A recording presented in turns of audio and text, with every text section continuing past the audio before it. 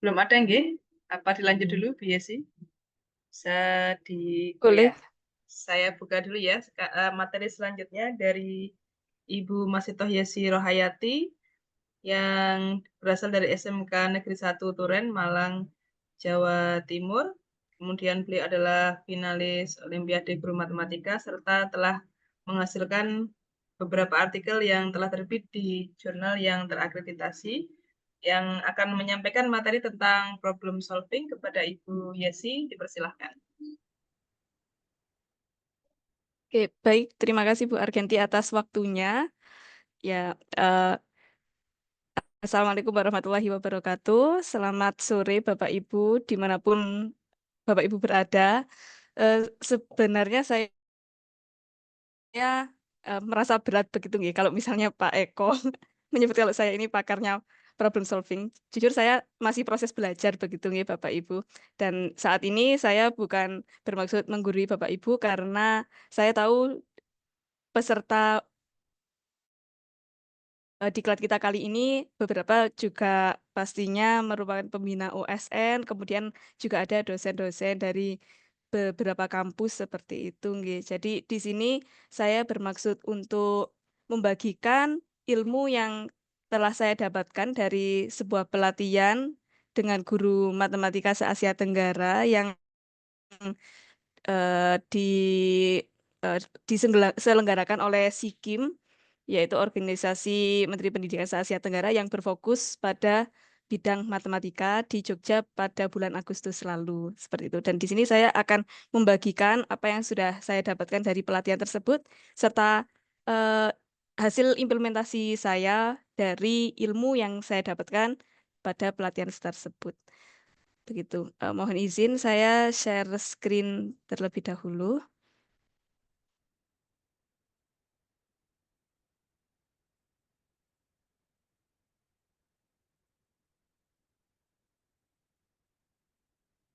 Oke, kita mulai ya Bapak Ibu. Kali ini saya akan menyampaikan tentang problem solving yang merupakan salah satu materi yang saya sangat tertarik semenjak kuliah maupun semenjak saya sekolah dulu. Jadi saya belum menjadi pakar gitu gitu. Saya masih ke arah sana gitu, tapi memang problem solving itu salah satu hal yang Oke. Nah, ini adalah salah satu eh, artikel begitu ya Bapak Ibu ketika hari Senin kemarin saya pagi-pagi membuka beranda Google saya dan mendapatkan melihat sebuah judul artikel yang sangat menarik menurut saya yaitu Stop Teaching for Exams, Start Teaching for Life begitu. Dan ini memang artikelnya masih baru tanggal 18 Oktober, jadi tepat 1 minggu yang lalu begitu ya Bapak Ibu. Ini adalah sebuah artikel yang mengkritisi sistem pendidikan di Uganda. Dan saya rasa judul ini tidak hanya cocok di negara tersebut, tapi saya juga merasa dan mungkin Bapak Ibu juga merasa bahwa akhir-akhir ini memang pendidikan itu tidak diarahkan untuk siswa untuk eh, mempersiapkan kehidupan mereka di masa yang akan datang. Kita bisa kita bisa melihat sekarang sudah tidak ada lagi ujian nasional begitu Bapak Ibu ya, tapi berganti kepada AKM, ANBK, dan sebentar lagi ada TKA juga. Menurut salah seorang dosen dosen saya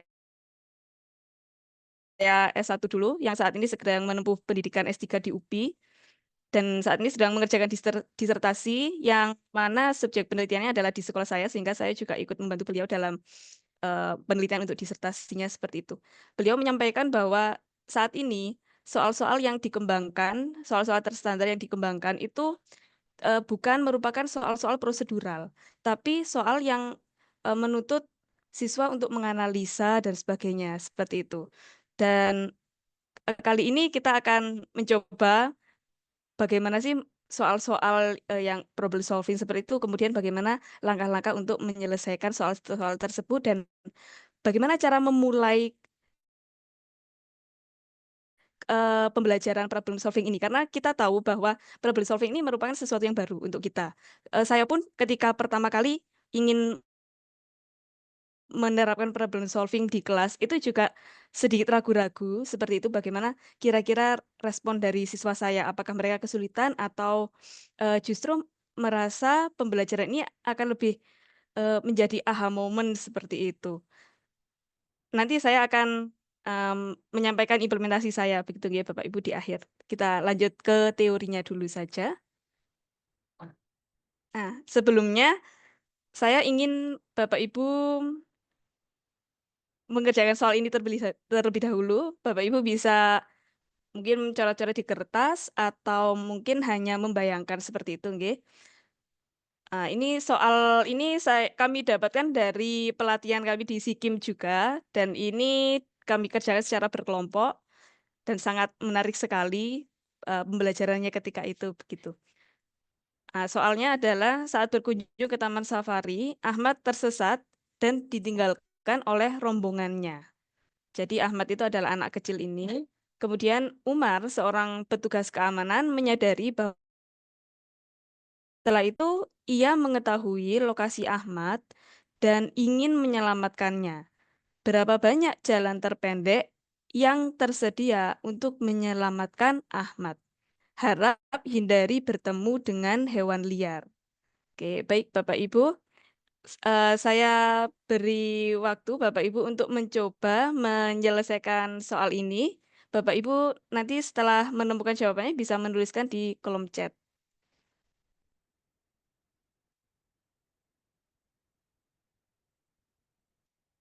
Sebentar, Bapak Ibu. Oke, sebentar. Apakah share screen saya hilang? Sudah, Bu. Sudah aman. Sebentar.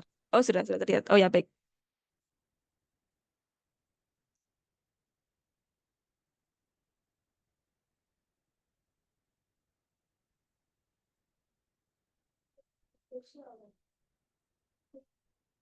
Mungkin ada Bapak Ibu yang ingin menjawab?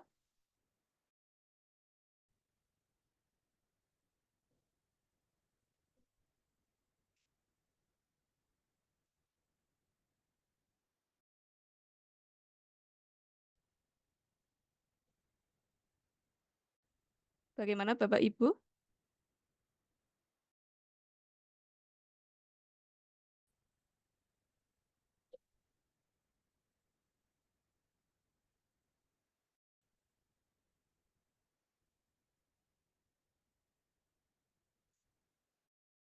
Adakah yang berkenan menjawab pertanyaan ini? Oke, Bapak Selamat, mungkin dua cara. Oke, Bapak Ibu yang lain silakan.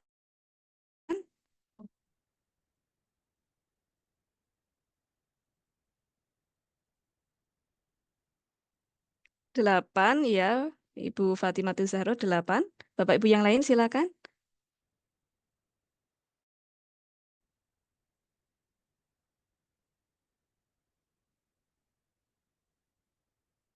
Oke, Bu Elina 8.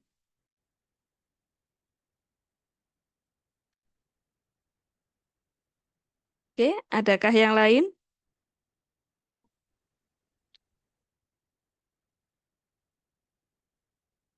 Oke, kalau tidak ada, Bu Fatimah Zahro mungkin bisa menyampaikan bagaimana mendapatkan 8 cara tersebut.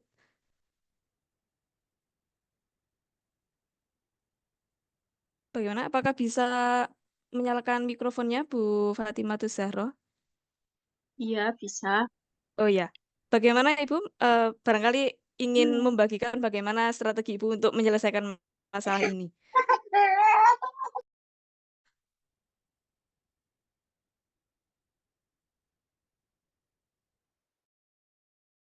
Ya, silakan Bu Jalannya Zahro.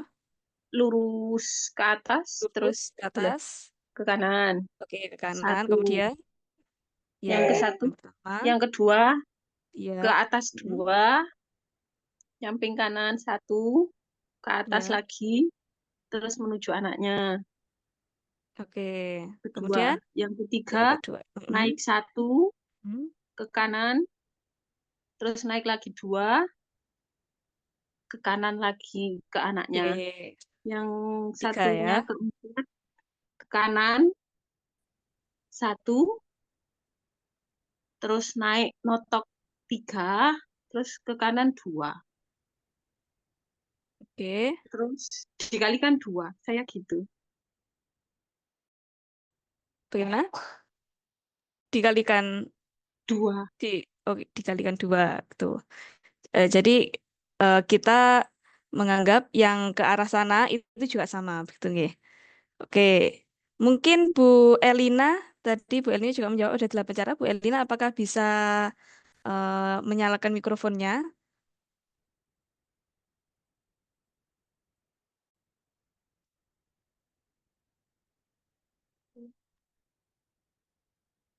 Oke, sepertinya Bu Elina sedang tidak bisa menyalakan mikrofon. Baik, Bapak Ibu, untuk soal ini ada beberapa strategi, begitu nggih. Dan setelah kami eh, mencoba ada 2 strategi kemarin ketika kami mengikuti pelatihan, begitu, dan jawabannya memang 8. Dan salah satu strategi yang bisa dilakukan adalah mungkin seperti yang dilakukan oleh Bu Zahro seperti itu nggih. Tapi kemarin ketika kami mengikuti pelatihan tidak ada strategi seperti itu. Memang ada banyak strategi ya untuk menyelesaikan masalah matematika dan nanti kita akan mempelajari 7 di antaranya seperti itu. Oke, kita lanjutkan. Nah, jadi apa itu problem solving? Bapak Ibu tentunya eh, apakah Bapak Ibu familiar dengan soal tersebut? Mungkin kalau yang sering mengikutkan siswanya Olimpiade atau Bapak Ibu sendiri mungkin yang mengikuti Olimpiade, mungkin familiar nggih dengan soal tersebut ya. Tapi menurut Bapak Ibu apakah soal rutin di kelas? Tentunya tidak nggih. Jadi problem solving salah satu cirinya adalah soalnya itu bukan soal rutin, tapi walaupun eh, orang bisa jadi itu merupakan soal rutin untuk orang lain gitu. Jadi kita tidak bisa me, apa namanya me, melabeli bahwa soal ini adalah non rutin untuk semua orang begitu. Terkadang ada yang orang ini sudah sering mendapatkan soal ini, berarti ini sudah bukan soal non rutin, tapi soal rutin seperti itu. Nah, ini ada penjelasan tentang problem solving, yaitu kalau dalam bahasa Indonesia memerlukan pemecahan masalah ya Bapak Ibu. Pemecahan masalah mengacu pada proses di mana siswa menerapkan pemikiran logis, penalaran, dan konsep matematika yang telah dipelajari sebelumnya untuk menemukan solusi atas tugas-tugas yang tidak familiar atau menantang. Nah, tugas tersebut mungkin tidak familiar untuk sebagian siswa, begitu ya Bapak Ibu. Tapi untuk siswa yang sudah mengikuti lomba sejak SD mungkin akan sering mendapatkan soal seperti itu sehingga tidak jadi familiar. Nah, anak-anak yang sudah familiar dengan soal tersebut mungkin akan bisa Bapak Ibu diferensiasi ketika di kelas dengan memberikan soal yang tingkat kesulitannya lebih tinggi. Seperti itu. Kemudian Polya ini merupakan pelopor pemecahan masalah ya. Dan saya rasa Bapak Ibu sudah mengetahui langkah-langkah pemecahan masalah menurut Polya. Yang pertama yaitu memahami masalah, kemudian menyusun rencana, melaksanakan rencana, dan meninjau kembali.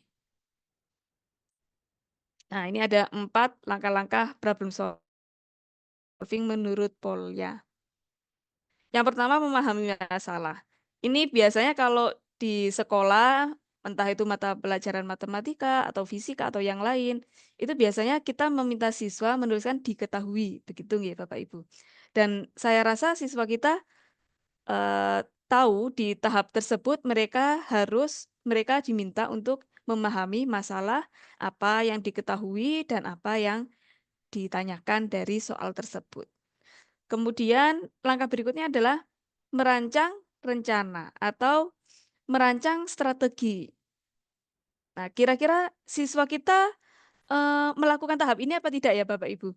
Atau mungkin Bapak Ibu tadi ketika, mencoba menyelesaikan soal terkait Umar dan Ahmad tadi, rencana ini, bagaimana Bu Zahro mungkin? Tadi Bu Zahro melakukan tahap ini atau tidak, atau langsung melaksanakan rencana? Oke, Bu Zahro tidak respon, oke. Jadi, Rencananya sekilas. kemarin saya ketika bagaimana Bu Zahro?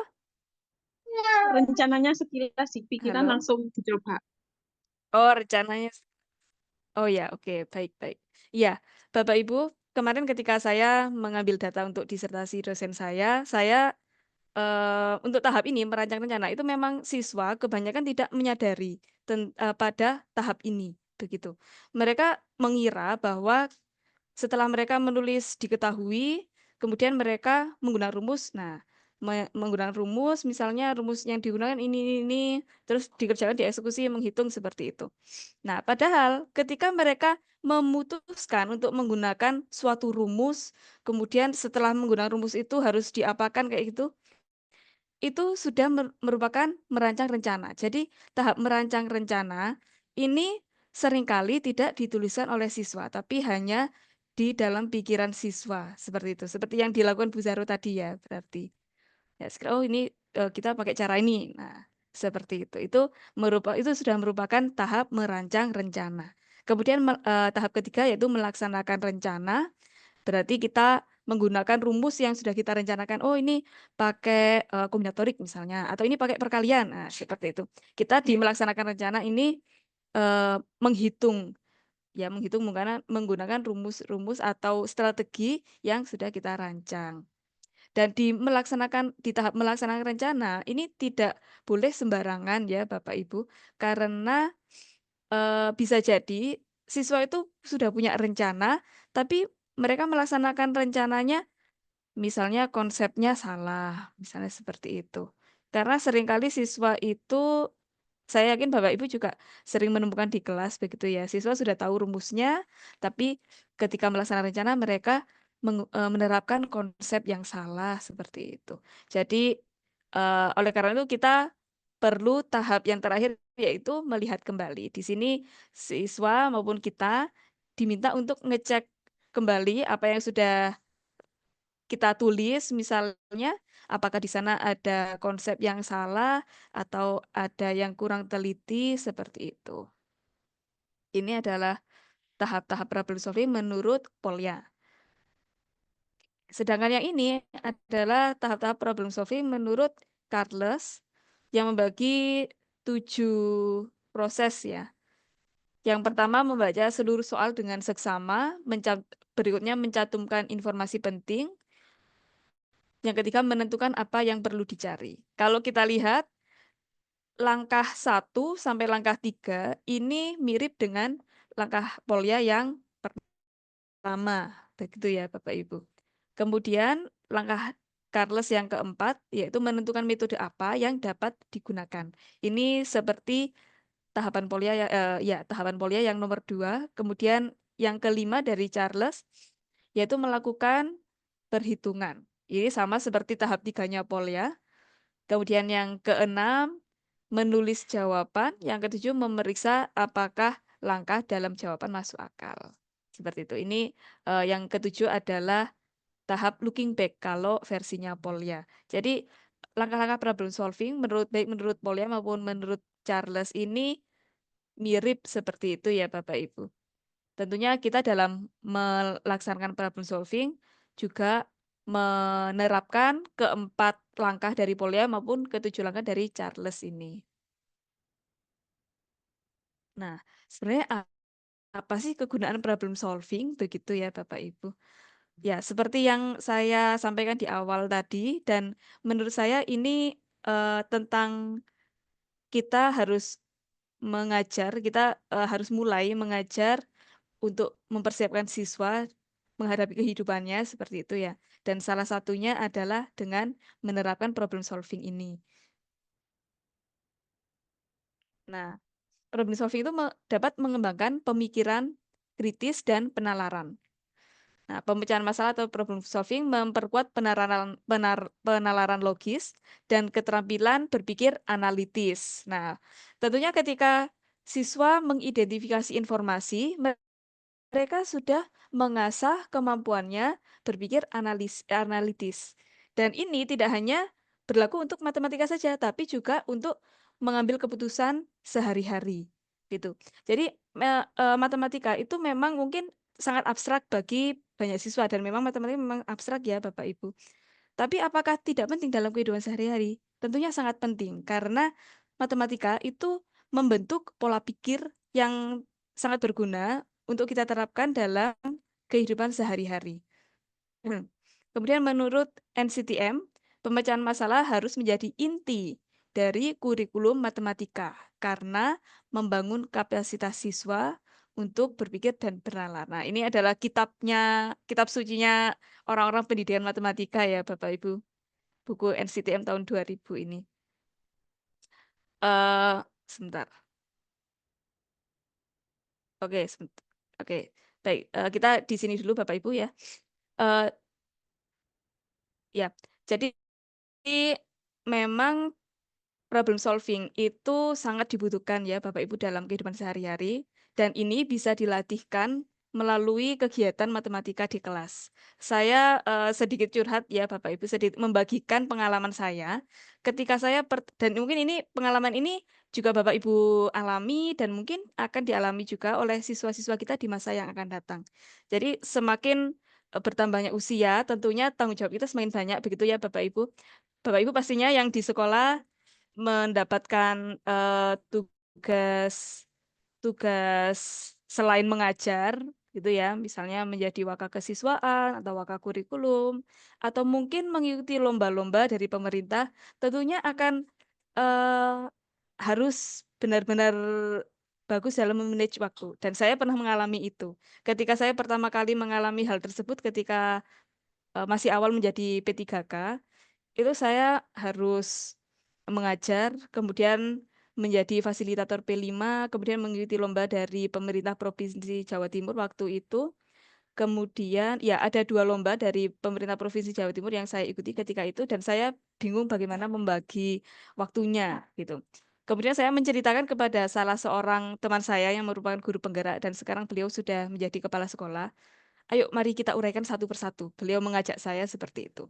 Nah, dan kita tahu ya Bapak Ibu kalau memang ketika kita mendapatkan masalah, termasuk masalah matematika itu kita memang harus, ya langkah pertama harus mengidentifikasi satu persatu informasi apa, atau misalnya ketika kita dalam kehidupan sehari-hari kita perlu mengenali ini tugas ini kira-kira penting menjadi prioritas apa tidak, ini penting dan mendesak atau tidak, atau jangan-jangan tidak mendesak tapi penting, atau mungkin tidak penting tapi mendesak, seperti itu. Itu kita perlu menentukan skala prioritas dan ini membutuhkan kemampuan untuk menganalisa, seperti itu.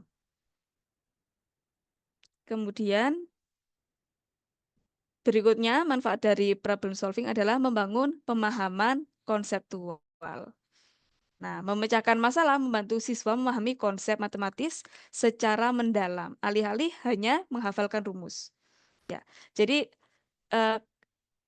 kemarin ketika saya mengambil data juga Bapak Ibu, di sana memang dosen saya menyediakan soal-soal problem solving begitu Bapak Ibu. Dan yang di sana menggunakan berbagai rumus, tidak hanya rumus misalnya siswa diminta mencari volume prisma segi 6.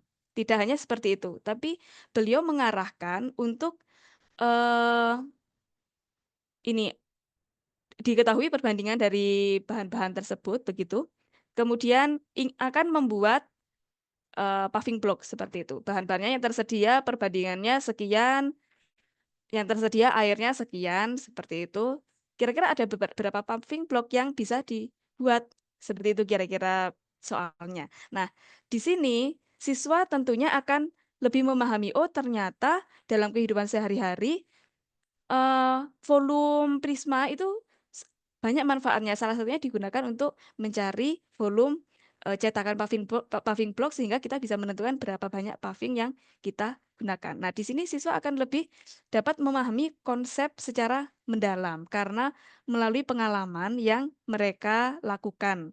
Seperti itu. Kemudian ini Schoenfeld juga menjelaskan bahwa penelitian menunjukkan bahwa siswa memperoleh pemahaman konseptual yang baik ketika mereka mengeksplorasi berbagai jalur penyelesaian dan merefleksikan pemikiran mereka. Nah, di sini ada berbagai jalur penyelesaian ya, Bapak Ibu. Nanti kita akan di bagian akhir nanti kita akan mempelajari ada 7 strategi untuk menyelesaikan masalah matematika. Gitu. Oke, kemudian berikutnya adalah mendorong pola pikir bertumbuh. Ketika siswa terlibat dalam memecahkan masalah terbuka, mereka belajar kegigihan dan ketahanan yang berkontribusi pada pola pikir bertumbuh. Nah, ini saya cerita lagi ya Bapak Ibu tentang pengalaman saya mengikuti mata kuliah yang namanya Strategi Pemecahan Masalah Matematika ketika S1 dulu. Dosen saya eh, menilai itu bukan dari jawaban akhir yang di yang disajikan oleh mahasiswa. Jadi waktu itu hanya ada 4 mahasiswa Bapak Ibu di kelas problem solving ini. Betul. Dan beliau yang dinilai oleh beliau adalah bagaimana kita mengeksplorasi soal tersebut. Misalnya kita mendapatkan soal, kita mencoba pakai strategi pertama. Oh, gagal. Oke, kita coba pakai strategi yang lain. Seperti itu. Dan itulah yang dinilai oleh dosen saya, bukan jawaban akhirnya. Dan ketika saya mencoba menerapkan hal tersebut di kelas, ternyata siswa saya banyak yang masih mengira bahwa yang dinilai adalah hasil akhirnya, sehingga mereka tidak menulis secara keseluruhan apa yang telah mereka pikirkan. Padahal justru yang penting adalah proses bagaimana mereka memecahkan masalah itu, bukan hasil dari pemecahan masalah. Saya beberapa kali menyampaikan itu kepada siswa saya, memang saya baru pertama kali ini mengimplementasikan pemecahan masalah di kelas reguler seperti itu Bapak Ibu, sehingga kemungkinan siswa memang masih merasa asing dengan pemecahan masalah. Tapi beda dengan misalnya di kelas yang khusus untuk mempersiapkan anak olimpiade misalnya. Ketika itu ada 8 siswa, gitu ya Bapak Ibu. Ada 8 siswa yang menyelesaikan suatu masalah dan saya melihat mereka membentuk 2 kelompok begitu dan ternyata mereka menggunakan strategi yang berbeda. Seperti itu. Jadi kalau untuk siswa reguler mungkin mereka memang merasa bahwa eksplorasi itu tidak penting. Yang penting adalah jawaban akhirnya. Tapi saya rasa kita perlu untuk membiasakan siswa memahami bahwa eksplorasi itu justru yang menjadi inti dari pemecahan masalah. Kemudian Dweck, nah ini Carol Dweck ini bukunya sangat terkenal ya Bapak Ibu. Ini berpendapat bahwa siswa yang melihat kesalahan sebagai peluang belajar mengembangkan pola pikir matematika yang lebih kuat. Nah, jadi kita dan saya rasa Bapak Ibu juga pasti selalu menekankan kepada siswa-siswa semuanya bahwa kesalahan itu merupakan cara kita untuk belajar. Karena sekali kita melakukan kesalahan, tentunya kita akan sangat mengingat kesalahan itu, siswa kita akan sangat mengingat kesalahan itu dan jangan sampailah diulangi lagi di masa yang akan datang. Ketika mereka mendapatkan masalah yang sama, tentunya kesalahan itu tidak akan diulangi lagi. Nah, kemudian ini Bapak Ibu kita sedikit melakukan refleksi ya. Ketika kita memberikan suatu masalah kepada siswa, apakah siswa menyadari keempat proses pemecahan masalah tersebut? Nah, kemudian apakah siswa menggunakan langkah-langkah tersebut setiap kali mereka memecahkan masalah? Nah, ini yang perlu kita ingat-ingat begitu ya Bapak Ibu. Apa kira-kira anak-anak memecahkan masalah itu mereka menyadari nggak proses yang harus mereka lakukan? Atau jangan-jangan mereka hanya mencontek pekerjaan temannya atau menggunakan AI untuk menjawab? Nah, karena sekarang zamannya teknologi ya Bapak Ibu. Bisa jadi siswa tidak menyadari proses pemecahan masalahnya.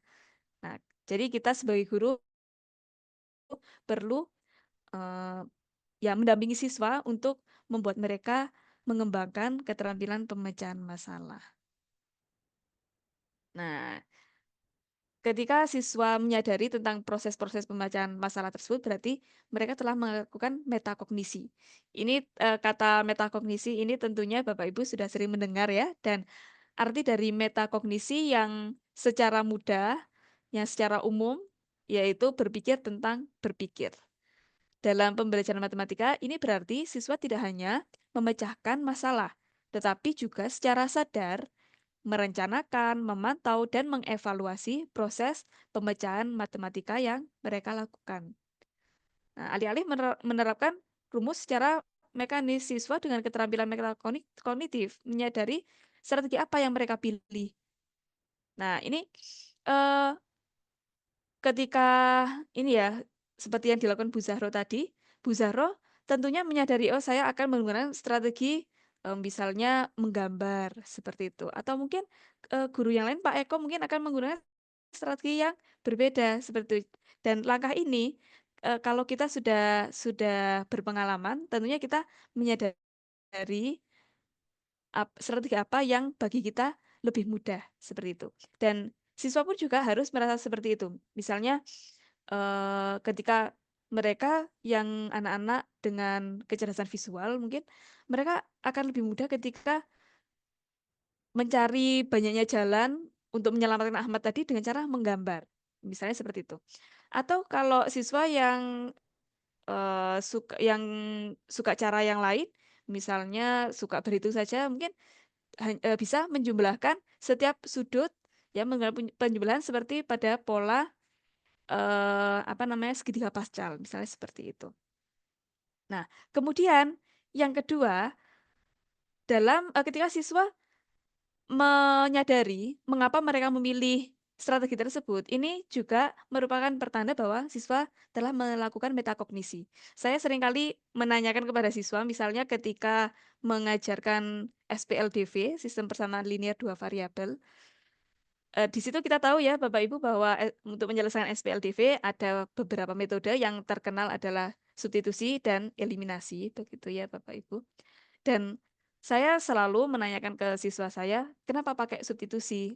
Nah, di situ mereka akan harus dipaksa untuk menjelaskan. Tapi begini Bapak Ibu, ketika saya menanyakan katakanlah kenapa mengeliminasi X? Nah, terkadang siswa itu merasa, loh berarti salah ya mengeliminasi X gitu. Anak saya pun ketika saya tanya, kenapa kok begini? Itu dia juga merasa bahwa apa yang dia lakukan itu salah. Padahal ketika kita menanyakan mengapa, itu bukan menjudge bahwa jawaban mereka salah, tapi kita tentunya ingin tahu apa yang mendasari mereka melakukannya, dan itu juga misalnya ada soal P tambah L sama dengan 50, L sama dengan, nah seperti itu.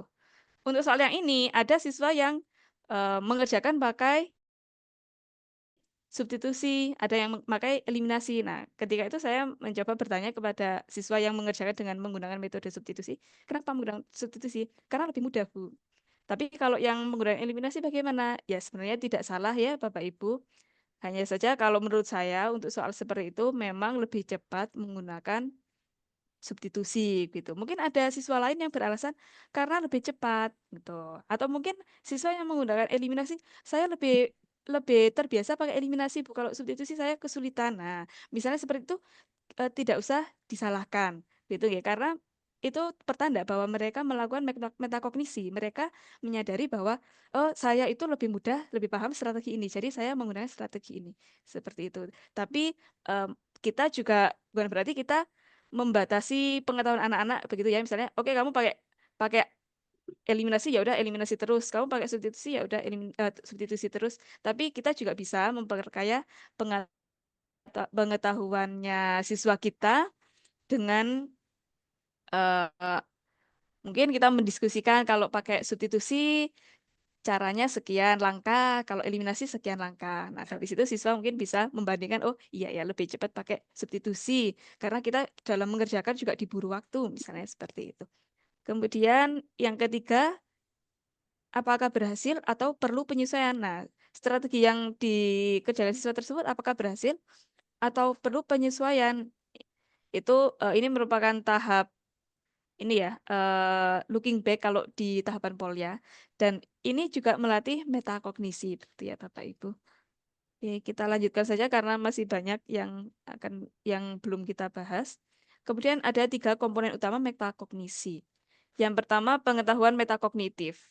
Ini merupakan kesadaran akan kekuatan atau kelemahan diri sendiri dan strategi yang tersedia.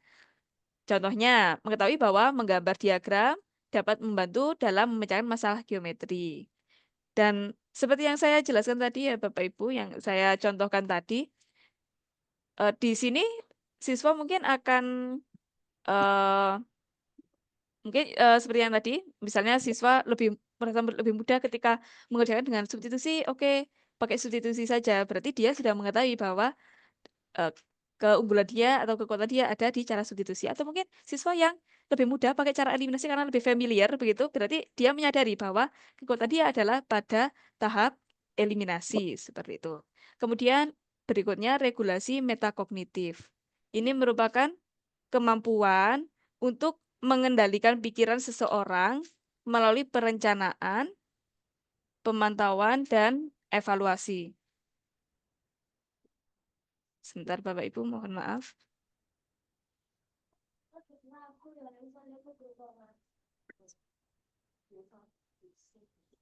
Sebentar Bapak Ibu ya, mohon maaf. Kurang kondusif.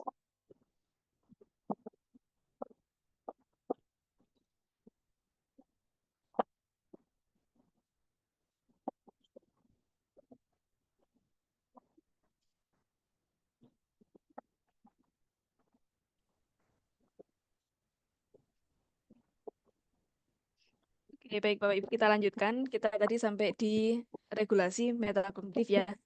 Nah, contohnya adalah merencanakan penggunaan substitusi dalam aljabar. Nah, memeriksa setiap langkah perhitungan, lalu meninjau jawabannya. Nah, jadi ini mengendalikan pikiran ketika melalui proses perencanaan dan mengevaluasi apakah langkah-langkah tadi sudah benar apa belum ya. Jangan-jangan yang seharusnya dibagi min 2 malah dibagi min 2, dibagi 2 misalnya seperti itu. Ini langkah-langkah untuk memantau atau mengevaluasi kembali penyelesaian tadi. Ini merupakan bagian dari regulasi metakognitif. Kemudian yang ketiga adalah pengalaman metakognitif, yaitu perasaan dan penilaian yang memandu pembelajaran. Contohnya, menyadari bahwa suatu solusi terasa tidak tepat dan memutuskan untuk memeriksa ulang. Terkadang kita memang tidak yakin begitu ya Bapak Ibu. Ini kira-kira kok aneh ya jawabannya. Coba saya dicek lagi. Kok jawaban saya beda ya dengan teman saya? Misalnya kayak gitu. Oke, coba dicek lagi misalnya seperti itu. Atau jawabannya kok bukan bilangan bulat ya. Nah, seringkali kan siswa kalau tidak jawabannya bukan bilangan bulat berarti salah. Bahkan siswa itu misalnya ketika menyelesaikan SPLDV, loh, Bu, X-nya kok 0, itu mereka sudah takut. Mereka mengira bahwa jawaban mereka salah, padahal 0 itu kan juga merupakan bilangan. Atau misalnya mereka, Bu, kok nggak bisa ya, Bu ya? Misalnya 43 dibagi 11. Itu kalau ketemu seperti itu, seringkali siswa sudah panik, sudah bingung, merasa nggak ada jawabannya. Seperti padahal bilangan itu kan banyak sekali ya macamnya Bapak Ibu, tidak hanya bilangan bulat tapi juga bilangan rasional atau bilangan desimal begitu. Dan biasanya ketika siswa mengalami hal seperti ini, mereka akan memeriksa ulang. Atau ketika jawaban saya kok beda ya dengan teman saya, itu mereka akan memeriksa ulang. Dan ini merupakan bagian dari pengalaman metakognitif. Nah, kemudian pentingnya mohon maaf ini salah ketik ya Bapak Ibu. Pentingnya metakognisi dalam matematika. Yang pertama yaitu meningkatkan kemampuan pemecahan masalah dengan mendorong refleksi dan fleksibilitas. Ya, karena metakognisi ini kan selalu merupakan bagian dari refleksi, itu merupakan bagian dari metakognisi, di mana anak-anak mencoba memikirkan lagi ini apa ya strategi yang cocok untuk ini, apa ya strategi yang sesuai dengan saya. ini kira-kira langkah-langkah pembelajaran saya ini sudah tepat apa belum ya? Ada yang keliru apa enggak ya? Ada yang nggak teliti apa enggak ya? Nah, itu merupakan sebuah refleksi dan ini membantu membantu meningkatkan kemampuan pemecahan masalah. Kemudian mendorong pembelajaran mandiri dan ketekunan ketika menghadapi masalah yang sulit. Nah, ketika siswa sudah terbiasa dengan metakognisi, mereka tentunya akan lebih paham, oh saya lebih mudah strategi ini. Saya lebih kalau menggunakan strategi ini lebih cepat lebih ini. Nah, mereka akan lebih percaya diri karena mereka sudah mengetahui kekuatan masing-masing yang mungkin kekuatan mereka berbeda dengan kekuatan siswa yang lain. Seperti itu. Kemudian yang ketiga adalah mengarah pada pemahaman konseptual yang lebih mendalam melampaui hafalan. Nah, jadi ketika mereka sudah memilih metakognitif, mereka tidak hanya menghafalkan rumus, tapi mereka memang benar-benar menyadari konsep yang perlu diterapkan dalam menyelesaikan masalah matematika. Nah, kemudian bagaimana cara mendukung keterampilan metakognisi dan problem solving siswa? Hmm. Nah, kita bisa menerapkan problem solving sebagai pendekatan. Nah, mengajarkan topik matematika melalui konteks problem solving dan lingkungan berorientasi penyelidikan yang ditandai oleh guru yang membantu siswa membangun pemahaman yang mendalam tentang ide dan proses matematika dengan melibatkan pikiran dalam melakukan kegiatan matematika. Di antaranya menciptakan, menduga, mengeksplorasi, menguji, dan memverifikasi. Nah, ini kita kalau dari SMK ya Bapak Ibu, kita mungkin bisa mengkaitkan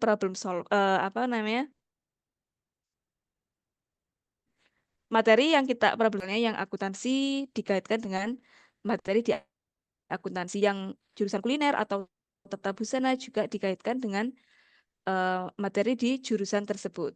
Karena ini akan memberikan pembelajaran yang lebih bermakna untuk siswa. Dan di sini mereka tentunya akan tertarik untuk mengeksplorasi atau menguji, melakukan langkah-langkah seperti itu. Nah, karakteristiknya problem solving sebagai pendekatan itu ada beberapa ya Bapak Ibu, tapi di sini hanya saya tuliskan 3 contoh saja karakteristiknya. Yang pertama yaitu guru memberikan informasi yang cukup untuk menetapkan latar belakang atau maksud dari masalah dan siswa mengklarifikasi, menafsirkan, dan mencoba membangun satu atau lebih proses penyelidikan. Nah, jadi guru itu perlu memberi informasi yang cukup gitu. Kalau berlebihan bagaimana? Terkadang ada informasi kalau kita lihat soal-soal AKM seperti itu Bapak Ibu, terkadang ada informasi yang tidak digunakan untuk menyelesaikan masalah matematika itu gitu ya. Tapi untuk mengawali pembelajaran problem solving di kelas, kalau menurut saya berdasarkan pengalaman saya ya Bapak Ibu, itu sebaiknya menggunakan informasi yang secukupnya dulu. Tapi kalau misalnya sudah advance begitu mungkin bisa banyak informasi nanti siswa ketika mereka sudah terbiasa itu mereka mungkin akan menyadari gitu ya, oh informasi ini penting, yang ini tidak digunakan seperti itu. Kemudian guru membimbing, melatih, mengajukan pertanyaan yang mendalam dan berbagi dalam proses pemecahan masalah. Nah, ini Bapak Ibu eh, dalam mengajukan pertanyaan itu kemarin seperti yang disampaikan oleh Mr. Hanif ya Bapak Ibu, dalam mengajukan pertanyaan kita bisa memberikannya melalui scaffolding. Jadi ketika kita membantu siswa menyelesaikan masalah, itu sebisa mungkin kita tidak ini kamu silakan melakukan langkah ini. Ini coba diginikan, diginikan, diginikan. Nah, seperti itu. Atau mungkin ada ya siswa tertentu ketika kita setelah melaksanakan pre-assessment seperti yang dijelaskan Pak Eko tadi, atau kalau di Indonesia biasanya asesmen diagnostik begitu Bapak Ibu ya. Terkadang ada siswa, entah itu 1, 2 atau lebih dari itu yang sangat membutuhkan bantuan.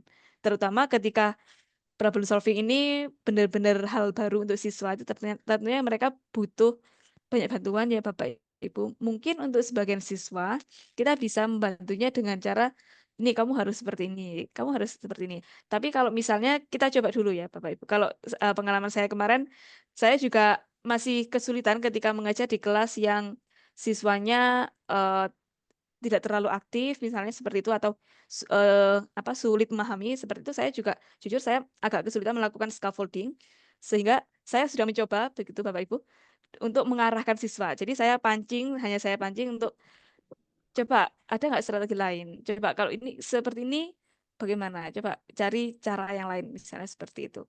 Tapi mereka tidak semudah itu untuk mengarahkan siswa yang seperti ini ke arah yang seharusnya.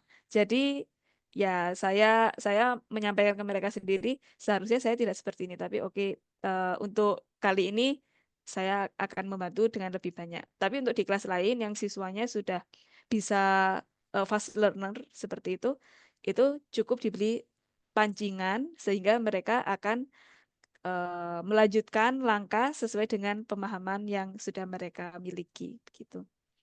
Itu menurut pengalaman saya Bapak Ibu.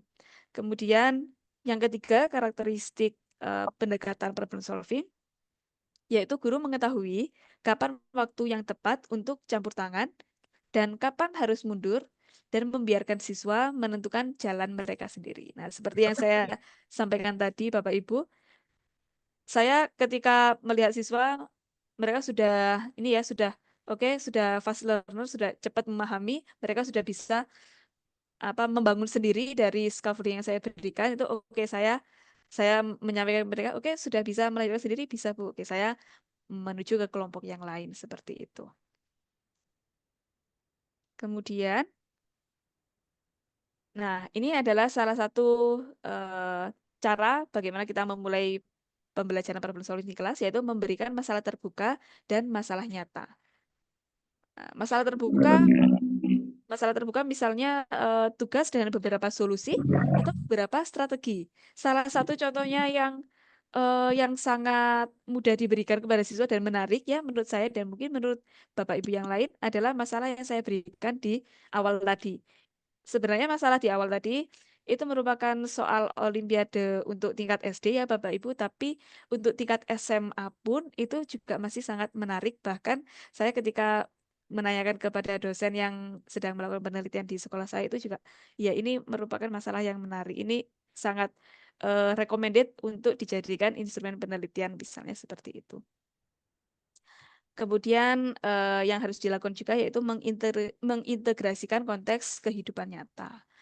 Seperti kalau di SMK kita bisa menyesuaikan dengan jurusan siswa. Seperti yang saya jelaskan tadi, kalau akuntansi berarti masalahnya yang berkaitan dengan akuntansi. Kalau TKC berarti yang berkaitan dengan TKC, misalnya kecepatan transfer data dan sebagainya. Seperti itu. Nah, kemudian menciptakan budaya problem solving. Nah, ini yang sepertinya yang sedikit sulit ya Bapak Ibu karena problem solving ini jujur belum membudaya ya di kelas dan tugas kita kali ini saya juga sedang mencoba ya Bapak Ibu untuk menciptakan budaya problem solving. Yang dilakukan adalah normalisasikan masalah non rutin atau masalah yang menantang. Nah, terkadang masalah non rutin atau yang menantang itu tidak normal gitu ya. Bahkan ketika saya memberikan em, apa LK ya instrumen penelitian dosen saya yang merupakan soal numerasi setipe AKM seperti itu, siswa itu langsung langsung secara spontan, Bu, saya tidak tahu ini bagaimana menyelesaikannya seperti itu. Kenapa itu terjadi? Karena mereka menganggap bahwa soal tersebut soal non rutin itu adalah soal yang tidak normal seperti itu. Mereka lebih memilih soal-soal yang prosedural seperti itu. Padahal dalam kehidupan sehari-hari kita dalam menyelesaikan masalah bisa jadi tidak melulu menggunakan prosedur, tapi menggunakan strategi-strategi yang mungkin lebih canggih seperti itu. Kemudian yang harus kita lakukan berikutnya adalah mendorong pola pikir berkembang, yaitu biarkan siswa tahu bahwa berjuang dan membuat kesalahan itu tidak apa-apa, gitu. Nah, ketika saya mengimplementasikan problem solving ini di kelas, Bapak Ibu, seringkali siswa itu misalnya mengerjakan terus salah, itu dihapus. terus mengerjakan lagi seperti itu. Kan memang ada ya Bapak Ibu strategi yang namanya nanti saya jelaskan juga guess and check begitu ya Bapak Ibu. Ketika siswa mencoba strategi ini, oh kok nggak berhasil ya menebak ini, oh kok salah ya, dihapus terus jawab lagi. Nah itu sebenarnya kesalahan. Mohon maaf Bapak Ibu. Sebenarnya kesalahan itu bukan sebuah aib ya Bapak Ibu kalau untuk belajar ya, tapi justru kesalahan itu adalah cara siswa untuk belajar. Kemudian yang ketiga yaitu menormalisasikan pernyataan saya belum tahu dan biarkan saya berpikir. Nah, saya sendiri Bapak Ibu kalau misalnya ada soal yang sulit, saya misalkan membacakannya di depan kelas tuh. Oke, sebentar. Kita pahami kalimat pertama dulu. Nah, kita juga bisa melakukan itu di depan kelas begitu Bapak Ibu. Jadi jangan sampai eh, apa ya namanya? Jangan sampai siswa itu berpikir bahwa ketidaktahuan atau kesalahan itu hal yang buruk atau sebuah aib. Tapi itu justru di mana kita memulai belajar dan bagaimana kita melakukan prosesnya. Kemudian yang keempat yaitu rayakan proses, upaya, strategi, dan kegigihan. Bukan hanya jawaban yang benar. Ya, karena memang tujuan dari problem solving ini bukan mendapatkan jawaban yang benar. Ya, Bapak Ibu ya. Tapi bagaimana prosesnya dilakukan dengan cara yang gigih. Seperti itu. Jadi, apapun usaha siswa, apapun jawaban siswa selama mereka sudah melakukan usaha yang maksimal, oke kita apresiasi. Seperti itu. Nah, kemudian ini yang sudah saya spill tadi ya, memodelkan proses berpikir think aloud atau berpikir ini ya, berpikir keras. Yang harus dilakukan yaitu menyelesaikan masalah sambil berpikir keras di depan kelas. Nah, misalnya kita mencoba membacakan kepada siswa soal problem solving atau stimulusnya gitu ya, dalam katakanlah satu paragraf gitu. Kemudian kita bisa mengajak siswa, oke, coba kita pahami kalimat pertama dulu. Bagaimana model matematika dari kalimat pertama ini? Misalnya seperti itu. Oke, seperti model matematikanya. Sekarang kita ke kalimat kedua. Ini informasi apa yang ada di kalimat kedua ini?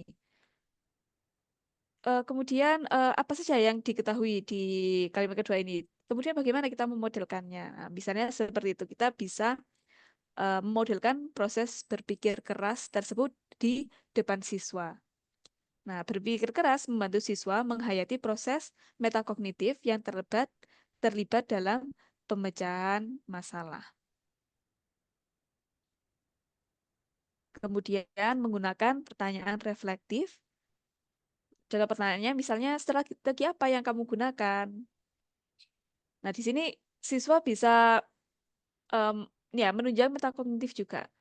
Oh, saya menggunakan strategi ya misalnya SPLDV ya, Bapak. Menggunakan metode eliminasi. Mengapa kamu menggunakan strategi ini?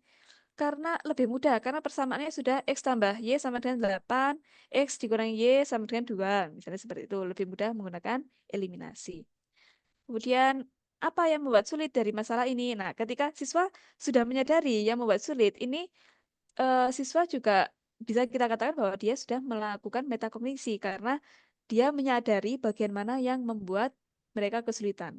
Nah, yang sulit itu biasanya seperti ini Bapak Ibu. Tentunya Bapak Ibu juga sering mengalami ya. Mana yang sulit semuanya. Nah, seperti itu ya. Kalau sudah seperti itu, apa ya yang harus kita lakukan? Berarti harus memulai dari awal lagi ya. Mungkin kita menguatkan di pre-assessment-nya. Jangan anak-anak pengetahuan awalnya hanya sebatas penjumlahan dan pengurangan. Seperti itu. Terus jangan-jangan mereka tidak tahu apa itu bentuk aljabar, apa itu variabel, tidak bisa membedakan konstantan dan koefisien, misalnya seperti itu.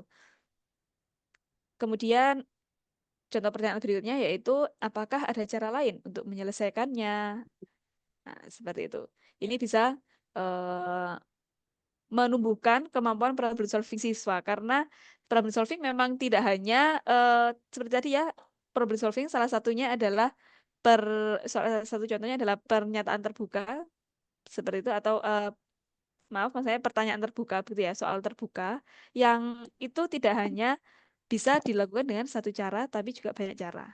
Nah, dengan menggunakan pertanyaan refleks ini apa ada cara lain? Nah, di situ kemungkinan bisa memperkaya pengetahuan siswa dan pengalaman siswa dalam menyelesaikan masalah matematika. Kemudian refleksi merupakan komponen kunci dalam pengembangan kemampuan pemecahan masalah. Ini menurut Schoenfeld ya. Oke, saya lanjutkan saja karena strategi itu masih cukup banyak Bapak Ibu. Sebentar Bapak Ibu.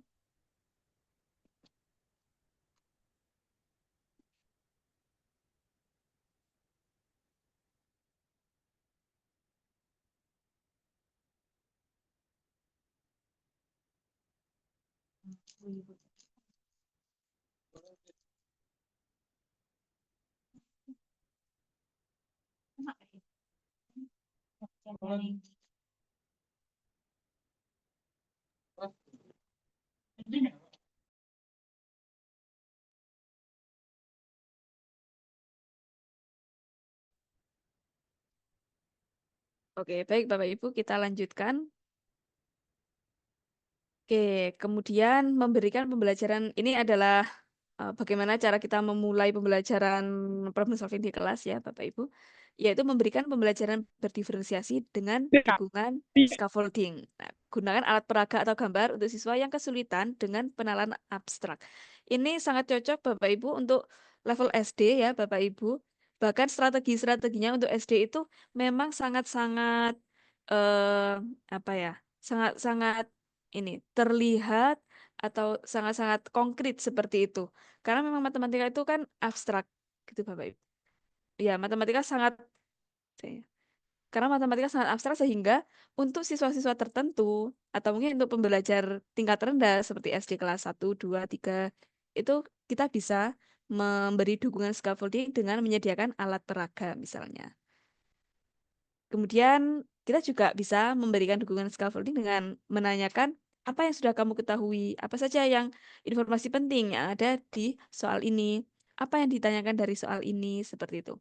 Ini merupakan langkah pertama dari pemecahan masalah yang dikemukakan oleh Polya, gitu. Dan ini merupakan cara kita memulai bagaimana mengantarkan siswa melakukan problem solving. Kemudian, menerapkan problem solving secara kolaboratif. Ini adalah cara yang paling apa ya Bapak Ibu? Mungkin yang paling mudah atau yang paling apa ya, tidak menakutkan begitu ya Bapak Ibu. Karena kalau kita menerapkan problem solving ini langsung dengan meminta siswa menyelesaikan masalah matematika yang non rutin, itu kemungkinan bisa membuat siswa langsung mentalnya jatuh gitu. Waduh, ini gimana ini cara menyelesaikannya seperti itu. Mungkin bisa kita mulai dengan belajar secara kolaboratif. Yang harus dilakukan guru adalah gunakan kerja berpasangan atau kelompok kecil untuk memungkinkan siswa berdiskusi dan memecahkan masalah bersama.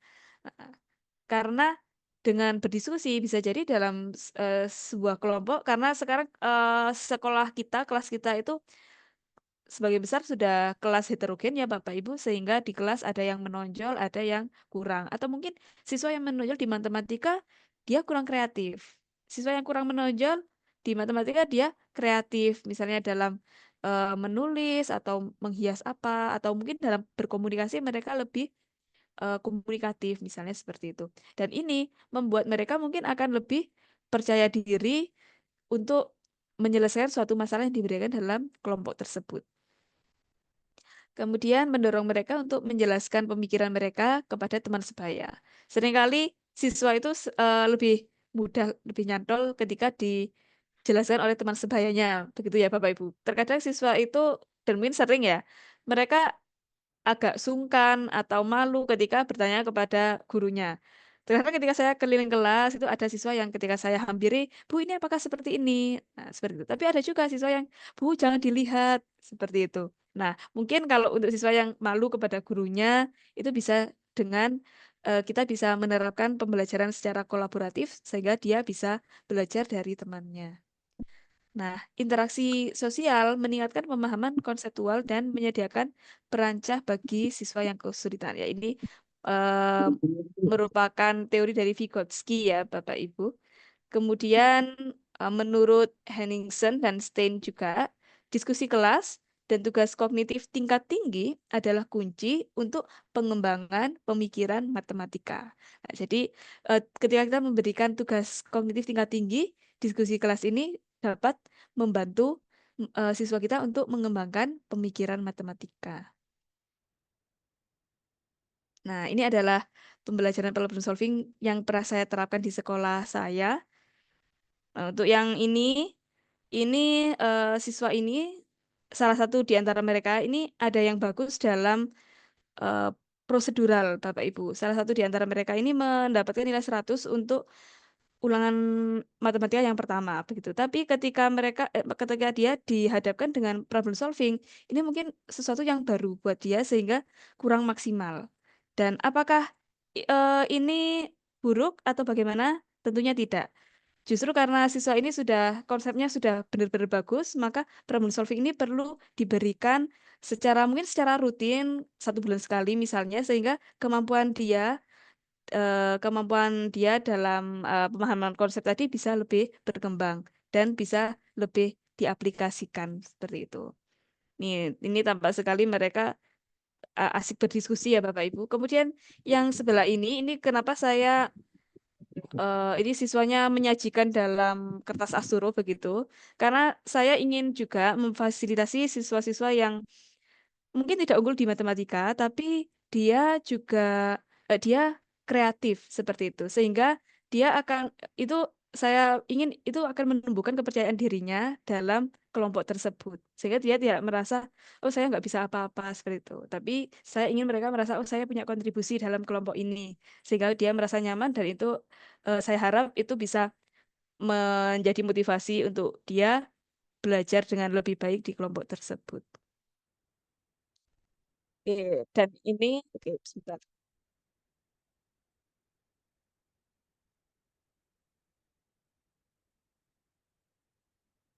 Nah, dan ini adalah kalau mudahnya ini kita sebut window shopping ya Bapak Ibu. Dan kemarin ketika di SIKIM, kami juga sering melakukan pembelajaran seperti ini. Dan ketika saya terapkan, jujur saya baru pertama kali ini Bapak Ibu menerapkan model seperti ini, walaupun sebenarnya saya dulu ketika kuliah juga pernah mendapatkan model pembelajaran seperti ini ya Bapak Ibu. Tapi memang baru pertama kali ini saya coba dan ternyata hasilnya siswa sangat antusias dengan pembelajaran ini. Mereka bisa mendapatkan ilmu dari teman sebayanya seperti itu. Ketika ada siswa yang ketika saya dekati dia malu, Bu jangan dilihat Bu. Nah, dia akan lebih nyaman ketika belajar dengan cara seperti ini. Dan ini bisa menjadi salah satu model pembelajaran yang recommended seperti itu ya Bapak Ibu. Nah, kemudian ini kita ke strategi yang bisa kita gunakan dalam menyelesaikan masalah matematika.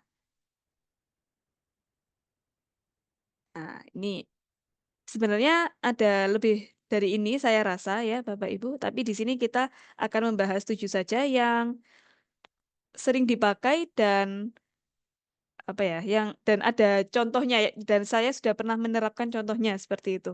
Yang pernah saya implementasikan begitu. Yang pertama yaitu menggambar atau memodelkan, kemudian guess and check.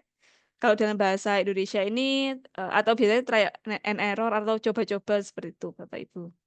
Kemudian yang ketiga yaitu membuat tabel atau bagan. Yang keempat mencari pola.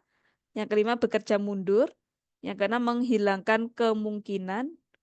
Kemudian yang ketujuh memperagakan. Oke. Sehingga saya lupa yang menghilangkan kemungkinan ada contohnya atau tidak. Oke, nanti kita lihat ya Bapak Ibu.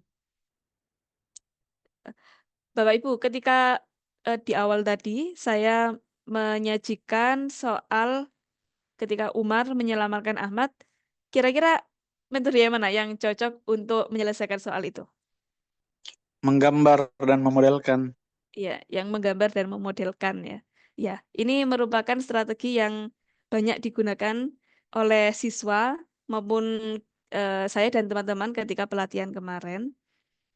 Nah, menggambar atau memodelkan. Ini membantu memvisualisasi masalah dan sangat efektif untuk siswa yang lebih mudah atau pembelajar visual. Nah, siswa yang lebih muda ini bukan berarti siswa yang paling muda di kelas begitu ya Bapak Ibu, tapi siswa SD misalnya. Kalau kita lihat di soal-soal Olimpiade SD itu banyak sekali gambarnya. Kenapa? Karena mereka memang masih dalam tahap visual. Mereka akan lebih mudah memahami masalah ketika ada gambarnya seperti itu. Kemudian representasi visual membantu siswa mengorganisasikan informasi dan mengurangi beban kognitif. Ini menurut Fuson.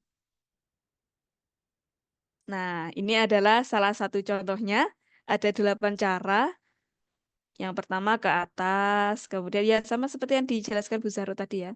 Kemudian naik 2, ke kanan 1, naik 1, terus ke kanan 2, dan seterusnya. Gitu. Nah, ketika saya memberikan soal ini kepada siswa saya, seringkali mereka melakukan tahap yang loncat-loncat, gitu, tidak sistematis. Jadi misalnya mereka menunjukkan yang ini Bu, terus ini, terus ini, terus ini. Nah, mereka loncat-loncat seperti itu. Akibatnya mereka hanya bisa menyebutkan mungkin 4, 5, seperti itu. Kemudian ketika kita mendapatkan hal seperti itu, mendapatkan pengalaman seperti itu, kita mencoba mengusahakan untuk tidak langsung memberikan jawaban misalnya, nah yang ini belum kamu coba, yang ini belum. Nah, coba ada gak cara lain? Kamu tadi loncat dari arah sini langsung ke sini. Coba kamu urut dari atas kemudian ke bawah atau dari kiri ke kanan. Nah, misalnya bisa seperti itu. Tapi tidak semua siswa bisa kita beri dengan scaffolding seperti itu ya Bapak Ibu. Menurut pengalaman saya itu juga beberapa siswa itu lebih sulit daripada teman-temannya seperti itu. Tapi tidak ada salahnya Bapak Ibu menurut saya kita mencoba menggunakan scaffolding yang apa ya? Yang sekedar untuk memberi pancingan begitu. Kalau misalnya mereka tidak jalan, oke kita beri yang lebih banyak seperti itu. Supaya untuk mengasah juga kemampuan dia dalam memecahkan masalah, dalam merencanakan strategi seperti itu. Kemudian, nah ini guess and check. Ini sangat familiar sekali ya Bapak Ibu. Coba-coba. Ini biasanya bisa kita gunakan kalau persamaan kuadrat ya Bapak Ibu. Kalau misalnya anak-anak baru pertama kali melihat persamaan kuadrat, tentukan nilai X dari X kuadrat tambah 2X tambah 1 sama dengan 0. Nah, mungkin mereka akan coba-coba. Dengan mereka menggunakan menyubstitusikan 1 loh. Kok nggak kan ya kok nggak cocok ya. 2 loh kok nggak cocok. Kok nggak jadi 0. 3 loh kok nggak cocok.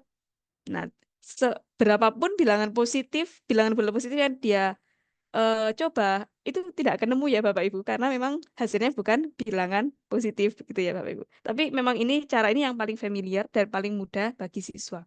Dan ini ketika saya memberikan soal kepada siswa, memang ada satu soal yang siswa lebih banyak menggunakan cara ini, strategi ini daripada memodelkan ya, seperti yang di awal tadi memodelkan itu. Nah, ini yang pertama biasanya siswa mencoba berbagai kemungkinan jawaban. Kemudian guess and check ini membantu ketika tidak ada rumus atau pola yang jelas. Gitu. Nah, oke. Ini adalah salah satu soal yang pernah saya berikan kepada siswa saya. Sebuah persegi panjang dengan keliling 30 cm. Jadi, sebentar. Maaf. Ini ya, kelilingnya 30 cm. Dibagi menjadi 4 bagian oleh garis vertikal. Ya. Nah, garis vertikal berarti yang ini. Dan garis horizontal. Salah satu bagiannya adalah persegi dengan luas 9 cm persegi, yaitu yang ini. Seperti yang ditunjukkan pada gambar. Berapa keliling persegi panjang ABCD? ABCD. Nah, untuk soal ini, sebagian besar siswa saya dari 7 kelompok yang saya bentuk, itu banyak yang menggunakan guess and check. Nah, ini adalah salah satu contoh pekerjaan siswa saya. Ini mereka berdiskusi kelompok begitu Bapak Ibu, dan ini adalah tugas kelompok mereka. Mereka dari sini, dari 9 cm persegi ini, mereka sudah bisa menebak bahwa, oh ini 3 cm. Kemudian, kira-kira ini berapa ya? Ini panjang. berarti kemungkinan ini kan 3 ya Bapak Ibu. Ini panjang, berarti kemungkinan ini 7. Terus supaya keliling jadi 30, berarti ini kan ini 3, ini 7, ini 3, ini 7. Oh, yang ini berarti 2. Oke, ini kelilingnya udah 30. Nah, itu merupakan salah satu eh tahap yang looking back itu ya Bapak Ibu, ketika mereka sudah menuliskan oh ini 3. Maaf, sebentar. Ketika mereka sudah menuliskan ini 3, 7, 3, 2. Mereka akan menghitung lagi apakah ini memang 30. Ada juga Bapak Ibu siswa yang keliru menuliskannya. Mereka salah di bagian ini. Ini seingat saya ini 8, kemudian ini 2. Seperti itu. Nah, kemudian saya mengingatkan mereka untuk coba ini dihitung kelilingnya apakah benar 30. Seperti itu. Nah, kemudian mereka menyadari, oh iya ya salah. Berarti mereka kemudian mencoba bilangan yang lain. Dan setelah ketemu bahwa ini kalau ini 7, ini 2, membuat kelilingnya persegi panjang ini 30 sesuai dengan di soal, selanjutnya mereka menentukan persegi yang A, B, C, D ini. Nah, ini memang sebagian besar siswa mengerjakan dengan strategi guess and check. Tapi ada juga siswa yang mengerjakan dengan strategi memodelkan, yaitu menggunakan aljabar. Cuma di sini tidak saya tampilkan begitu ya Bapak Ibu. Kalau memodelkan bisa menggunakan dengan pemisalan ya Bapak Ibu. Misalnya ini kita anggap X, ya ini 3. Berarti ini adalah X dikurangi 3. Jadi misalnya ini Y. Ini Y, ini 3. Berarti ini Y dikurangi 3. Nah, tadi 2 kali X tambah Y itu kan 30. Nah, berarti ini berapa? Nah, seperti itu. Ada yang menggunakan seperti itu. Atau mungkin kalau saya kemarin Bapak Ibu, saya menggunakan cara yang berbeda, tidak dengan aljabar ya, tapi saya begini. Ini 3, ini 3, ini 3 ya Bapak Ibu. Ini juga 3. Kemudian panjangnya ini tentunya sama dengan panjangnya ini. Panjangnya ini sama dengan panjangnya ini. Panjangnya ini ya panjangnya ini ya. Ya panjangnya ini ya panjangnya ini. Kemudian panjangnya ini juga sama dengan panjangnya ini. Nah, jadi saya cukup ini kan sudah 3 ya Bapak Ibu. Jadi yang ini kita bisa mencari ini ya kita menjumlahkan ini, kemudian ini, sebentar, ini ya ini dan ini itu sama aja dengan mencari keliling dari ABCD ini. Dan caranya yang saya lakukan kemarin adalah mencari kelilingnya persegi. Kemudian setelah ketemu kelilingnya 30 dikurangi keliling persegi seperti itu. Itu saya melihat dari gambar ini karena ini sama dengan ini ya. Terus ini ya sama dengan ini, yang ini sama dengan ini sama dengan ini. Jadi ini kan yang tepi-tepinya yang kelilingnya persegi panjang. Sehingga saya hanya memindahkan yang tepi saya pindahkan ke tengah seperti itu. Dan hasilnya sama gitu. Nah, seringkali Bapak Ibu, saya pun juga menyadari bahwa saya sering bukan tidak merekomendasikan ya, sering menganggap bahwa kenapa sih kok pakai guess and check, kenapa tidak menggunakan cara yang lebih canggih. Saya sering berpikir seperti itu Bapak Ibu, jujur. Tapi ketika saya menyampaikan hasil implementasi saya ini kepada dosen saya yang saya ceritakan di awal tadi, beliau menyampaikan ke saya, apakah strategi ini salah? Ini kan juga bagian dari strategi pemanjang masalah materi ya, iya juga sih. Jadi saya mengajak diri saya sendiri dan juga Bapak Ibu, oke kita hargai cara apapun strategi yang dilakukan siswa, sekalipun itu mungkin kita anggap itu bukan strategi yang canggih begitu ya Bapak Ibu. Tapi ini kita hargailah cara siswa, seperti apapun usaha siswa untuk memecahkan masalah, mari kita hargai. Dan saya juga mengajak kepada diri saya sendiri juga. Oke, kemudian strategi yang ketiga yaitu membuat tabel atau bagan. Ini berguna ketika melibatkan data atau ketika perlu dilakukan beberapa langkah. Nah, menurut NCTM, tabel membantu siswa mengenali pola dan mengorganisasikan pemikiran. Nah, contohnya ini Bapak Ibu.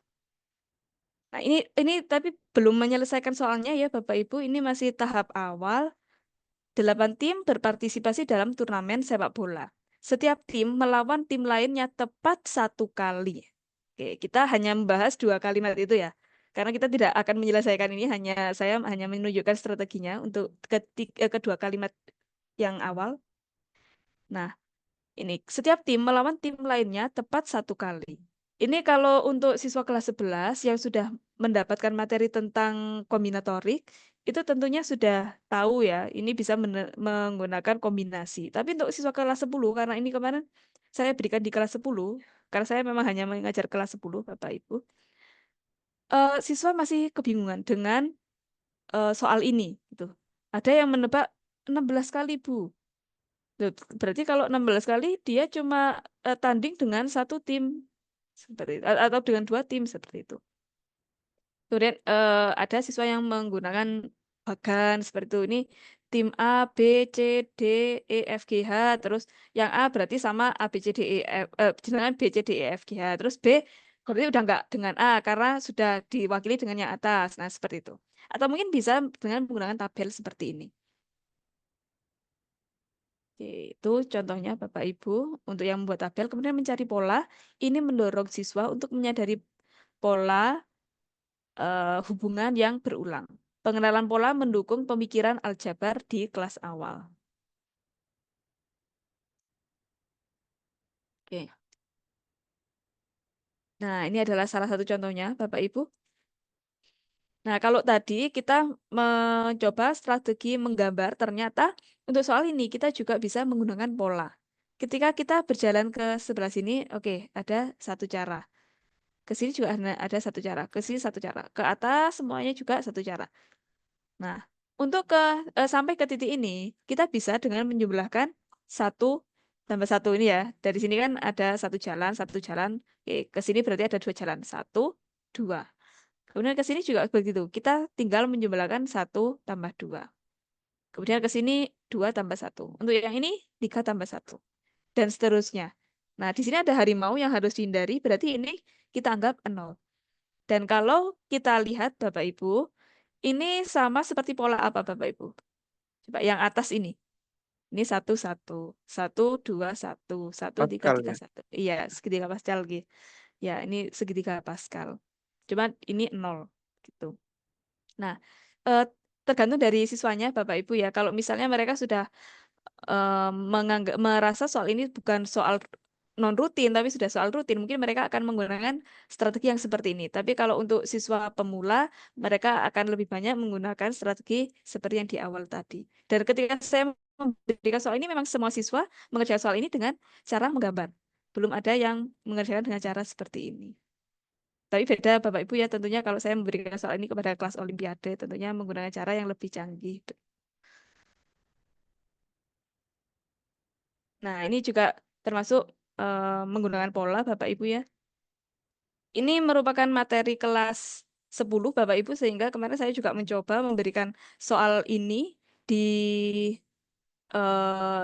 kelas saya begitu. Ini sebenarnya soal ini tentunya Bapak Ibu sering melihat mungkin ya, yang sering membimbing olimpiade, dan ini biasanya tinggal kita ganti saja pangkatnya sesuai dengan tahun, biasanya seperti itu. Nah, di sini saya mengajak siswa, ini ketika masih awal sekali ya Bapak Ibu, saya mengajak siswa untuk mengerjakan soal-soal problem solving seperti itu. Saya mengajak siswa untuk mencari pola yang ada di sini, misalnya dengan memasangkan suku pertama dengan suku terakhir, seperti yang saya contohkan ini. Kemudian ini siswa mencoba memasangkan suku kedua dengan terakhir. Kemudian nanti mencoba lagi memasangkan suku ketiga dengan suku ketiga dari terakhir. Nah, ternyata jawabannya semuanya 1. Nah, di sini kita mengajak siswa, waktu itu saya mengajak siswa, ini di deret ini kira-kira ada berapa pasangan yang bisa kita buat. Seperti itu. Ada siswa yang paham, oh 2024 Bu, cuma 1000 sekian ya, misalnya kayak gitu. Itu ya. Atau mungkin ada yang lebih dari itu, 4048 misalnya seperti itu. Nah, itu merupakan salah satu cara yang bisa kita lakukan Bapak Ibu untuk mengarahkan siswa dalam menyelesaikan soal ini. Kemudian yang perlu kita perhatikan juga Bapak Ibu, suku yang tidak memiliki pasangan gitu ya. Seringkali siswa tidak menyadari, dan ketika saya mengejar ini pun seingat saya juga tidak mencari bahwa ada yang tidak punya pasangan gitu ya Bapak Ibu. Nah, jadi kita bisa menanya, adakah yang tidak mempunyai pasangan? Nah, biasanya siswa yang apa yang fast learner gitu akan menyadari, oh iya ya, 2 × 0 dia tidak mempunyai pasangan. Berapa hasilnya? Sehingga dalam menyelesaikan tinggal mengalihkan saja 2024 kali 1 tambah hasil dari ini. Setengah ya Bapak Ibu, 1/2 × 0 tambah 1.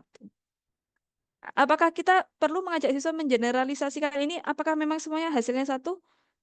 Nah, bisa Bapak Ibu ya. Siswa saya juga ada yang langsung menggunakan generalisasi gitu, tapi dia tidak paham. Kemudian saya tanya, apakah kamu sudah melakukan eksplorasi? Belum gitu. Dia menggunakan mencari jawaban di internet atau menggunakan AI begitu Bapak Ibu. Akhirnya saya ajaklah dia untuk mengeksplorasi terlebih dahulu dan dia lebih paham dengan eksplorasi seperti ini. Jadi berdasarkan pengalaman saya Bapak Ibu, ketika kita ingin mengajak siswa mengeneralisasi, kita bisa mengajak siswa mengeksplorasi lebih dahulu, kemudian mengeneralisasi. Dan sepertinya Bapak Ibu juga selalu melakukan ini ya ketika akan mengajarkan sebuah rumus kepada siswa. Kita mengeksplorasi dulu misalnya rumus suku ke N dari barisan aritmetika. Kita mengeksplorasi dulu, baru kita melakukan generalisasi. Kemudian, nah ini adalah contoh bekerja mundur.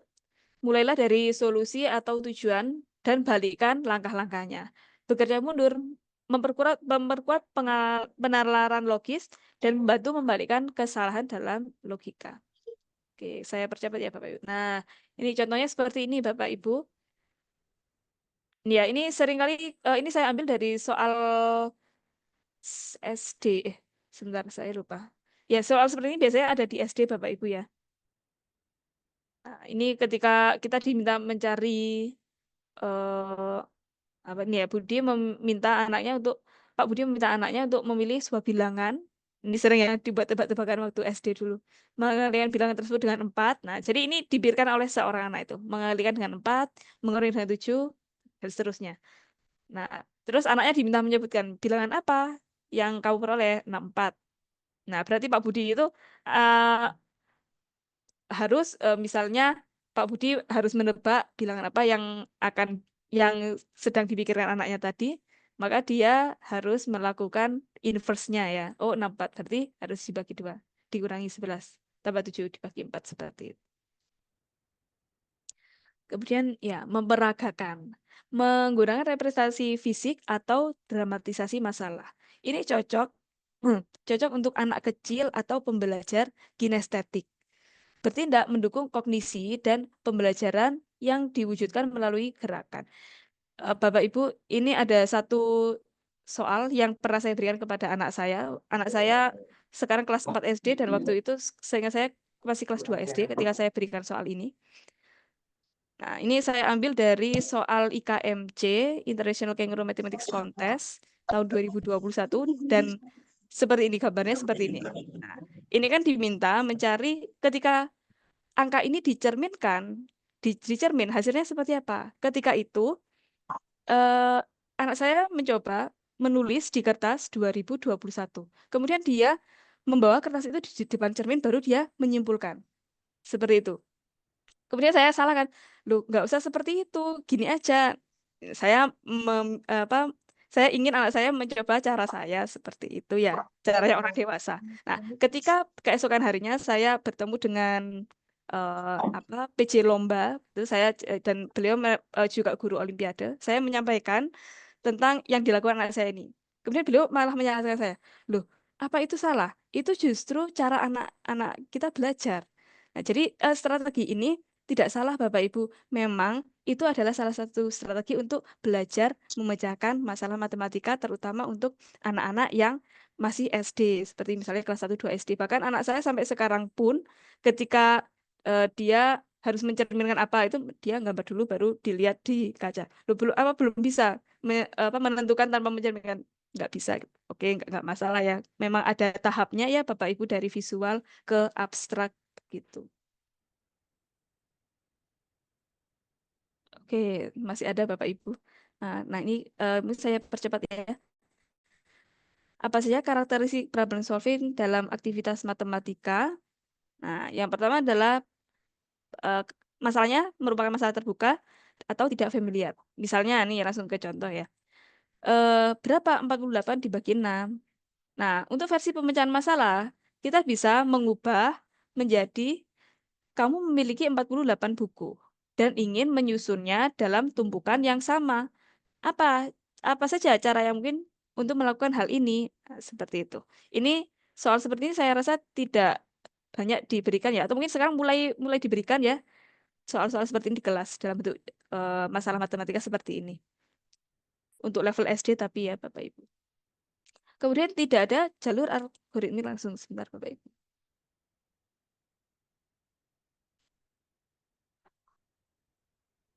Nah, tugas ini mengharuskan siswa untuk memilih strategi alih-alih mengikuti rumus yang sudah diketahui. Jadi problem solving itu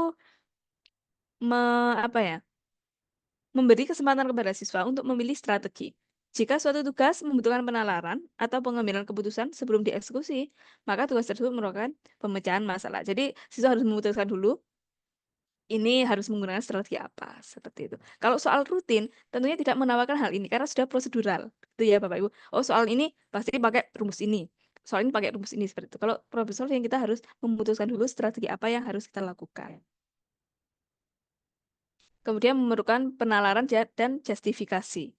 Siswa diharapkan menjelaskan pemikiran mereka, memberikan justifikasi mengapa jawaban mereka berhasil atau merefleksikan metode mereka. Nah, contohnya, apa solusi Anda satu-satunya yang mungkin? Mengapa? Nah, contohnya seperti yang tadi ya Bapak Ibu di awal, itu seringkali siswa saya hanya menjawab, oh, hanya 4, hanya 5, atau apakah hanya itu solusinya, atau ada yang lain, coba dicari jalan selain itu. Kemudian ada berbagai kemungkinan strategi dan solusi ya Bapak Ibu. Oke. Contohnya di kelas kalkulus 15 siswa bermain sepak bola, hitung jumlah total siswa di kelas jika 3 dari 5 siswa bermain sepak bola. Nah, ini mencari kemungkinan gitu ya Bapak Ibu. Oke, dan ini merupakan salah satu contoh dari problem solving karena soal ini merupakan tidak rutin ya, membutuhkan coba-coba misalnya. Oke, kemudian ciri-cirinya karakteristiknya juga yaitu mendorong kolaborasi, refleksi, atau perluasan. Nah, misalnya guru menanyakan, bisakah kamu menjelaskan strategimu kepada pasanganmu, kepada kelompokmu, atau apakah ada yang punya strategi berbeda? Nah, seperti tadi di soal yang yang awal tadi itu kan bisa saja ada strategi yang berbeda. Termasuk ketika kita mengajarkan SPLDV seperti itu ya Bapak Ibu. Kemudian bagaimana jika bilangannya lebih besar? Sudahkah kamu memeriksa apakah hasilnya benar-benar pas? Nah, ini mengarahkan untuk cirinya problem solving salah satunya adalah mengarahkan siswa untuk melakukan looking back dalam langkah-langkah polya. Kemudian pikiran lagi bagaimana jika kamu mengerjakan bagian ini terlebih dahulu. Seperti itu. Ini adalah pertanyaan-pertanyaan yang dapat kita kita sampaikan kepada siswa untuk mendorong refleksi bagi siswa kita. Oke, jadi problem solving bukan hanya untuk siswa berbakat, ya. Tidak, saya dulu berpikir bahwa problem solving itu hanya untuk siswa berbakat, Bapak Ibu. Tapi sekarang saya sudah memperluas pemikiran saya bahwa problem solving juga untuk semua siswa agar siap melangkah dengan tepat. Baik Bapak Ibu, sekian penyampaian diseminasi atau sharing-sharing pengetahuan dan pengalaman saya dalam mengimplementasikan pengetahuan saya yang saya peroleh dari pelatihan dari SIKIM. Terima kasih atas perhatiannya. Saya akhiri dulu ya. Saya akhiri. Wassalamualaikum warahmatullahi wabarakatuh. Saya kembalikan kepada moderator. Oke, terima kasih Bu Yesi untuk Ya. pemaparan materinya yang Iya. sangat menarik sekali. Mungkin Oh, iya. Bapak Ibu ada yang ingin bertanya? Bisa raise hand atau mungkin langsung open mic? Sebentar Bu Argenti, Bapak Oh, iya. Ibu, ini nanti akan ada tugas juga dari saya. Di sini ada 2 soal. Bapak Ibu bisa memilih salah satunya. Begitu ya Bapak Ibu. Ini nanti akan saya share di Google Classroom juga. Gitu. Jadi kalau misalnya Bapak Ibu mau screenshot juga monggo. Kalau tidak juga tidak apa-apa, tenang saja nanti akan kami share di Google Classroom. Ini bisa memilih yang ini atau ini. Oke, baik Bu Argenti, terima kasih atas waktunya. Oke, terima kasih Bu Yesi. Monggo Bapak Ibu, apakah ada pertanyaan atau sudah jelas?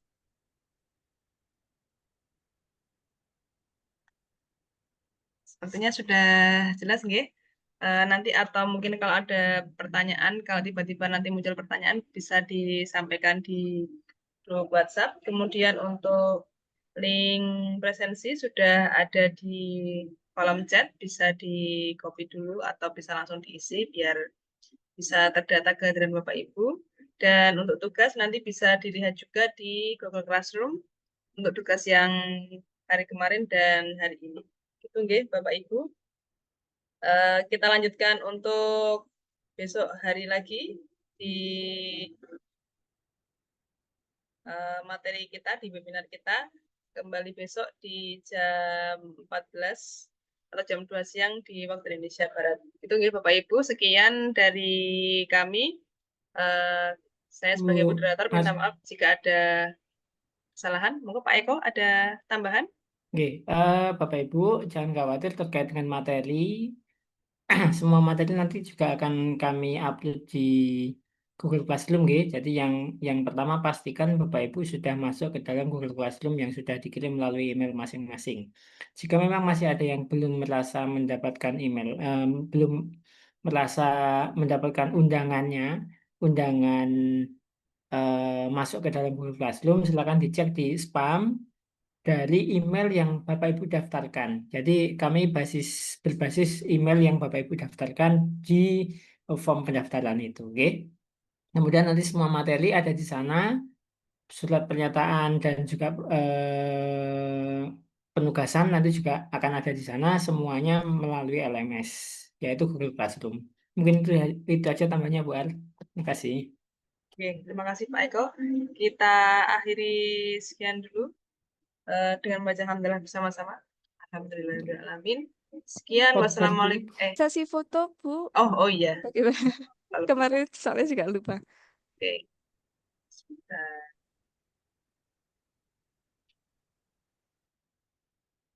Bapak Ibu monggo silakan dinyalakan kameranya dahulu biar diambil fotonya. Oke, monggo Bapak Ibu dinyalakan dulu kameranya. Ada Mas Agus. Salam hormat suhu. Kok Pak Marwan? Sehat Pak Marwan? Sehat, Pak. Lama gak ketemu ini. Bu Kok Juli. gayanya gimana, Pak? Oh, yang Gayanya biasa gimana? bergaya kan malah ibu-ibu ini biasanya Bapak Ibu ya. MN mungkin punya gaya tersendiri, Pak. Nggak ada Bu, Oh, MN. kalau gitu Sikim, Pak. Ya oke, kita pakai sikim dulu aja. Oke. Oke. Kita sikim Bapak Ibu ya, lambangnya adalah segitiga. Ya. Untuk yang slide pertama, 1, 2, 3. Oke, sebentar nih Bapak Ibu.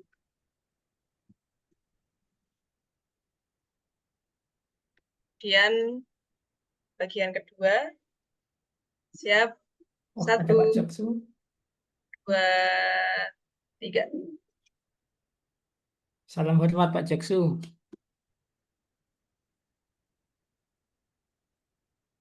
Oke, sampun Bapak Ibu sudah difoto semuanya. Sekali lagi ada pertanyaan?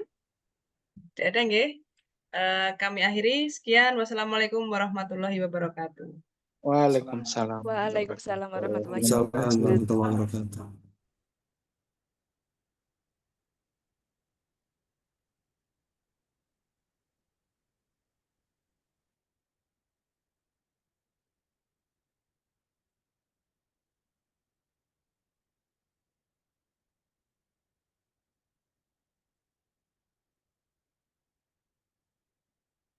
Bu Ar, recordnya dimatikan.